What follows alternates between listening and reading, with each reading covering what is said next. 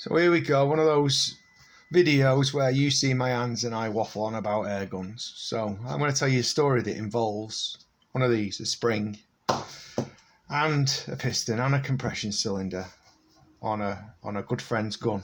So a while back I started creating these pistons that use a labyrinth seal effect, and they run extremely tight tolerances and things like that. And I offered one to a good friend because he's helped me out a few times. And I machined one up and I shipped it to him. Now I pre-tested this kit in two of my guns actually.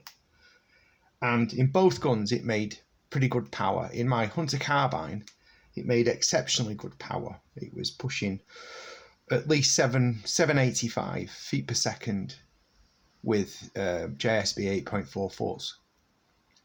In a Hunter carbine with essentially a 9-inch barrel, which is inefficient, but it was producing good power. So I was confident it would work well in his gun.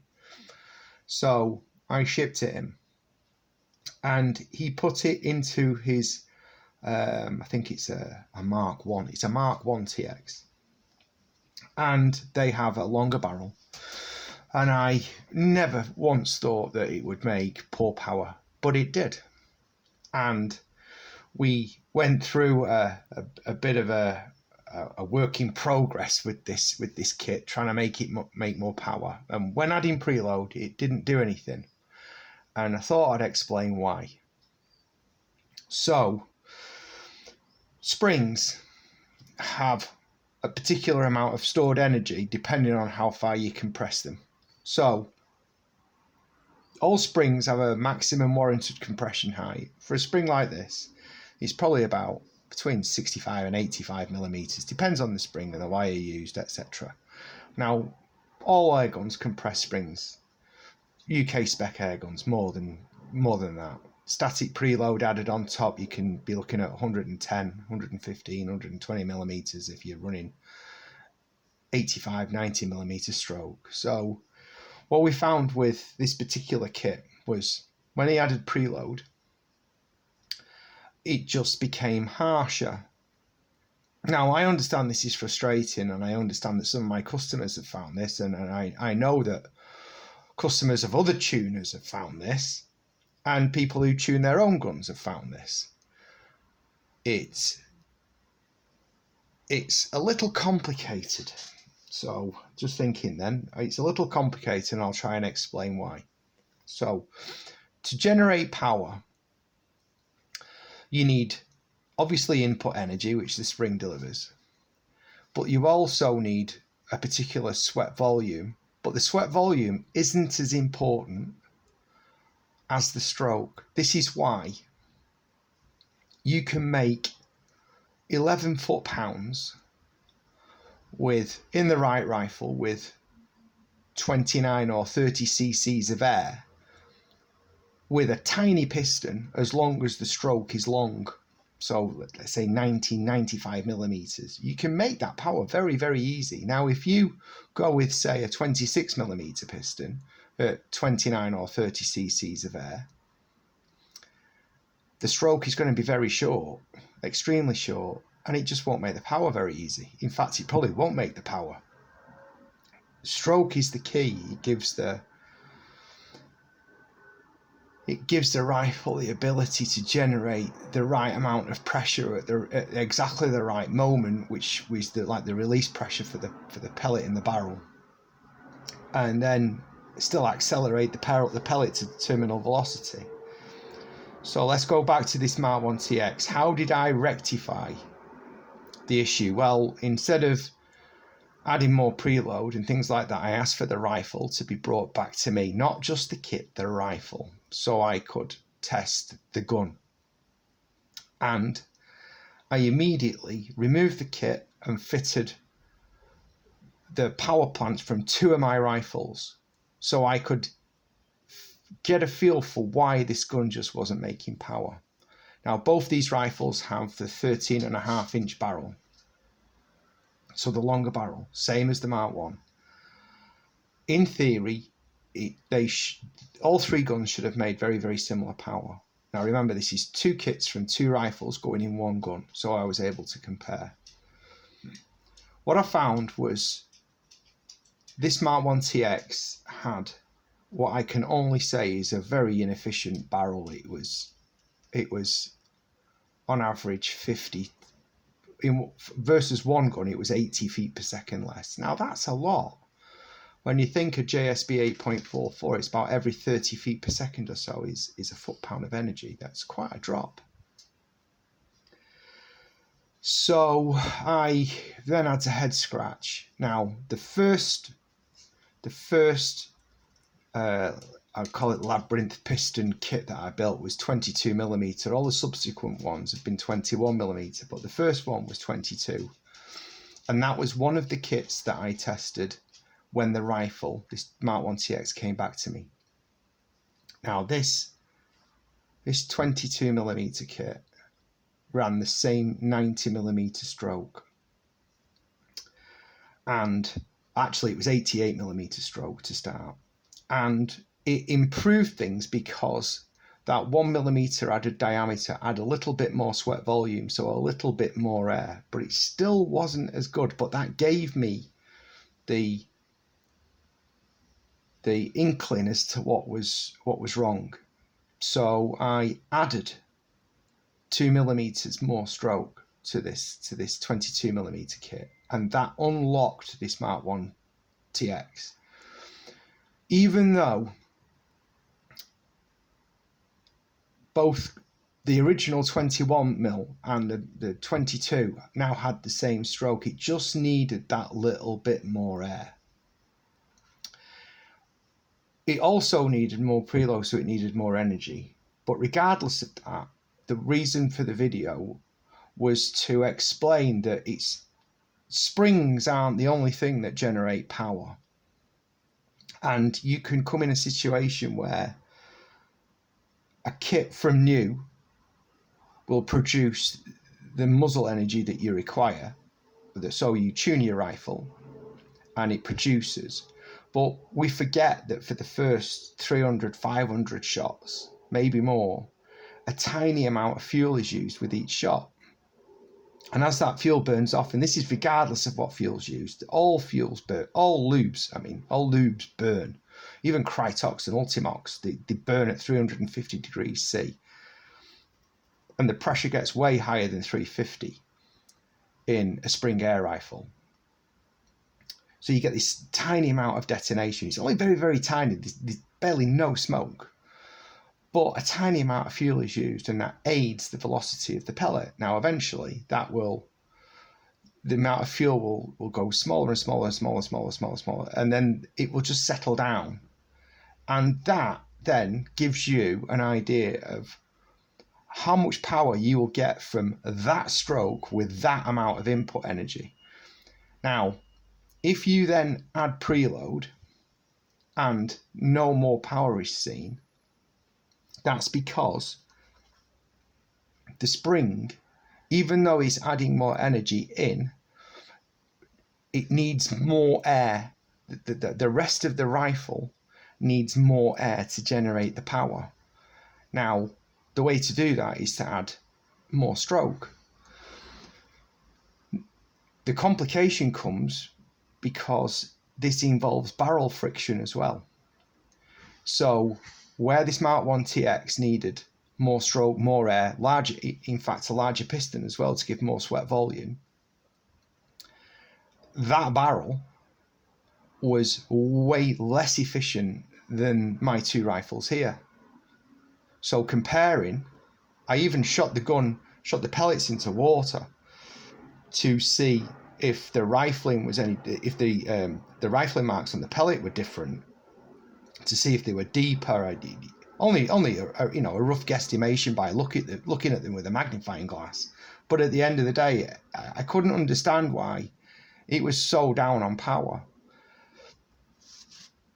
So in the end, you've got to look at how efficient is your barrel. Not all Lothar Walther barrels or CZ barrels or whatever barrel. Every single barrel is slightly different. They all have different frictional losses and need either more input energy or less input energy. Obviously, my Hunter carbine has a very efficient barrel. It doesn't mean it's an accurate barrel. It just means it's an efficient barrel because it doesn't need, its frictional losses must be that low. The power plant doesn't need to have excess energy to create the muzzle energy that I require. It's just a more efficient gun. So if your rifle, if you notice that power has settled down, so let's say when you first tune your rifle, it's producing 177, 775 feet per second. But after a tin and a half of pellets, it's now settled down to 750 feet per second, 745, 750. And it's consistent down there. If you add 2 millimeters of more preload, if it doesn't jump higher by at least 20 feet per second, if you get a 2 or 3 feet per second gain only, you are at the critical point of needing more sweat volume. Adding preload can actually make it less efficient with soft pellets and more efficient with harder pellets. So at that time, it's always best to have a tin of, I always call it the Superdome effect, a tin of Superdomes to hand. You're not going to shoot them on target. You're only going to chrono test with them to see what the power plant needs during the tune, or revising the tune to get it where it needs to be. If a Superdome gains energy when additional preload is added, but a JSB does not, or a QIS suffer the same. So a QIS pellet doesn't gain energy, but a JSB does, or a Superdome does. Then it's important that you notice this. I've seen rifles producing well in excess of 800 feet per second with a Superdome and 720 with a JSB because they're massively oversprung. JSBs and QIS have a very low release pressure. That means they don't really respond well to large ports. Large ports respond well with pellets that dictate their own release pressure with minimal choke effect by the port. Field target trophies, Superdomes, things like this. They will respond better to a larger port because then that allows the pellet to dictate when it's going to let go, because it holds on longer and allows the pressure to build behind it itself. Now, if you do that with a JSB or a QIS, the pellet will let go too early and the pressure won't be high enough behind it to accelerate it down the barrel. This is why sometimes larger ports are not the way to go. JSBs much prefer a smaller port, as do QIS. Depends on pellet weight as well. Obviously, larger, heavier pellets can respond to a larger port because they have an increased friction and hold on longer. So I fixed the Mark 1 TX by adding more air. When I see people say, oh, my conversion, my 21mm conversion has settled down now at 750, it was at 770, and I add washers and it does nothing, then you must test. And this goes for short stroke 25mm conversions and everything like this. You must test with a harder pellet. Make sure that you're not seeing huge increases with the harder pellet at the sacrifice of no increase with the softer pellets, even though you're not going to shoot the harder pellets. The way to do it then is to add more stroke back in. You now know, going by what the settled velocity is in that system, how much stroke is going to be needed. Now, I normally would say if a rifle settles down at 10.5 foot-pounds and it needs to be brought up to 11 in 177 with JSBs, so that's like from 750 to 769, 770, you need between 2 and 2.5 mil of more stroke. And you do that by removing the rod. If it's possible, if there's enough thread on the end of the rod where it goes into the piston, you anneal the end if it's all hardened, and you machine two and a half millimeters off the end of the rod, and then you re-Loctite the rod back into the piston, and obviously make sure that the rear guide now is not too long. Everything can still come back far enough. The guide doesn't clash with the top hat and stop the piston from coming back. You add that little bit more stroke, and then the gun will deliver. It has that extra air it needs to deliver at that particular energy that the spring is delivering. Now, just to go a little bit further than that, I've seen people add over an inch of preload because they try 2 millimeters, then they try 2 more, then 2 more, then 2 more. All that will do is that will over scrag the spring. It will basically weaken the spring to the maximum it would weaken anyway. Now, I do this by default with my 21mm kits now. By default, I've scragged them down. That spring will not shrink and shorten anymore. It is at its set length, and that is around 8mm shorter than supplied. So what does that allow me to do? That allows me to try and find the perfect stroke to deliver the output power that we need, so that you now know as a customer, when that rifle starts to lose power quite dramatically, you will still gain a little tiny bit. There's still a tiny amount of additional preload that can be added. But if even after adding 2 more millimeters of preload, nothing increases, the power plant does not increase in power, and this is after thousands of pellets usually, and you've not added any more friction within the power plant itself, so the piston is flying as fast as it can fly, then it's time for a new spring.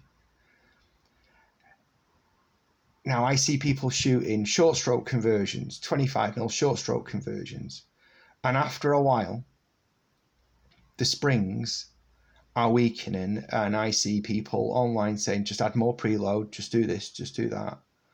No, you eventually, the spring will get to a point where it's giving all it can give. There's just not enough air to deliver more. Now, I've taken springs that have shot thousands of pellets here. I actually love to run very old springs in my rifles, and there's a reason for that. Is because I think the older ones can be made better. I'm talking 1990s and early 2000s springs. But the beauty of them is they're already set down. As long as that spring is in good condition, reasonably straight, that spring now I can work out for my own guns here. I don't do this for customer guns, they'll get new springs, but for my guns, that spring is already set down, it's already delivering a specific amount of energy, and I work out the stroke that suits that spring. Now, don't forget that small piston conversions are way more efficient anyway. They generate much higher pressures. So even though that spring is weakened, it still delivers the power that I need. And I tailor the stroke to do that, which is the important thing. Now, and there's one last point, and that is adding weight to the piston can alleviate this somewhat. You can actually add weight. So the way to do it is to pull the top hat out the gun and add a washer onto the top hat and then put that in, if you can, because that doesn't alter the distance between the edge of the top hat, which is there, and that there.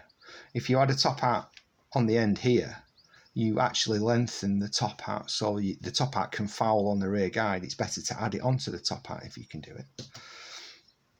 Adding weight can actually help, especially with things like Barracuda 8s, because they have this tendency to be borderline a harder pellet, and obviously a heavier piston is works better with a heavier pellet. It also works better with a harder pellet. So if you tune your gun and you notice that the energy of the rifle has gone down, and adding preload doesn't do anything, the first protocol is measure how much stroke the gun has got. If it's quite short, and by short I mean 83 or 85 millimeters. That's not long stroke, that's short.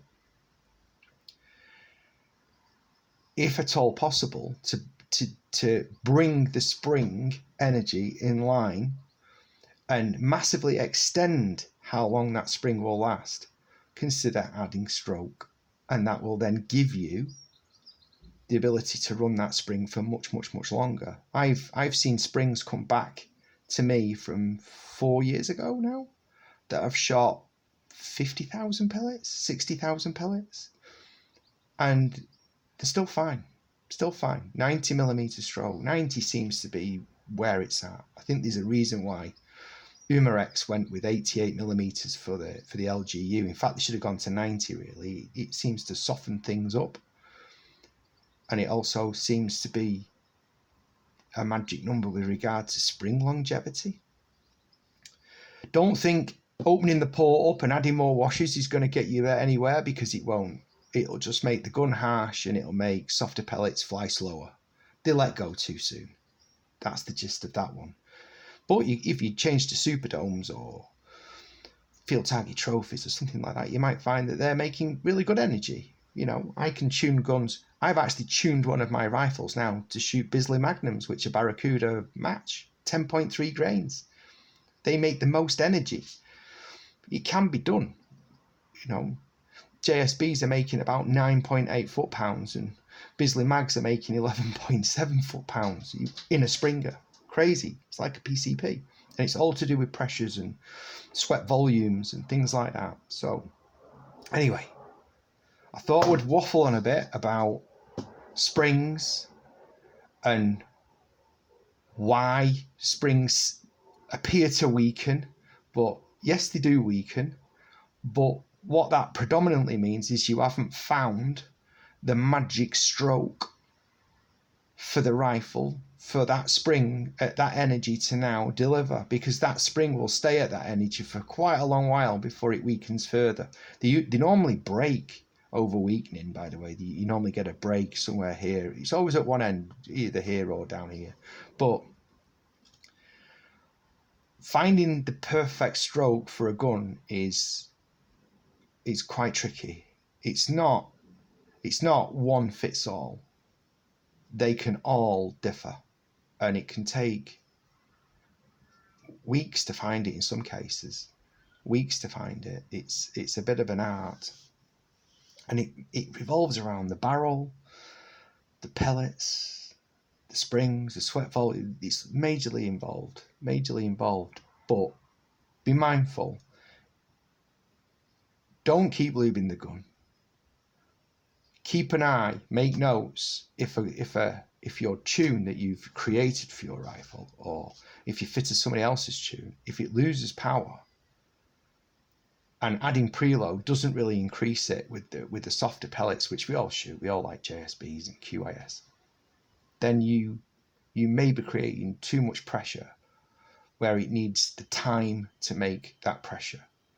So instead of making the pressure over a short distance, it needs a longer distance to make the pressure. And this is why it's important to get the stroke the right length. Anyway, there you go. Thought I'd try and explain that. I've probably bored you all to tears, but this is why spring tuning is not just short stroke. Put a different spring in, off you go, it'll be great. It's way more complicated than that, especially if you shoot hundreds, if not thousands of pellets a month. You will see changes in that gun, and it's important that you note the changes, and especially if you're more technically minded, make notes. It might work, it might shoot well at 85 millimeters, but that only lasts for, with new hardware, so a new spring, that only might last for 3,000 rounds, 4,000 rounds, which isn't a lot. It's less than a sleeve of pellets. And then suddenly it starts to go down. And when it starts to go down, you've got a choice. You can either re-lube, clean and re-lube, and see if that added energy from that tiny amount of detonation is going to bring you back up. Some people don't mind doing that. It's well known that springers need fuel. it's a tiny amount of fuel. Some people don't want that. They want it to shoot with apparently near zero detonation, which means you're going to have to fine tune the stroke and also look at your barrel. It might be that a trip to a barrel guru where they can polish the barrel and some relieve the choke a little bit, because the choke can sap quite a lot of power. Some relieve the choke by either polishing it out or shortening the barrel on the choke, or there's lots of things with barrels. But if you can get everything working in harmony and you get the stroke right, the springs will last and last and last. The trick is getting all that to match. Anyway, enough waffle. I'll upload this now. Catch you next time.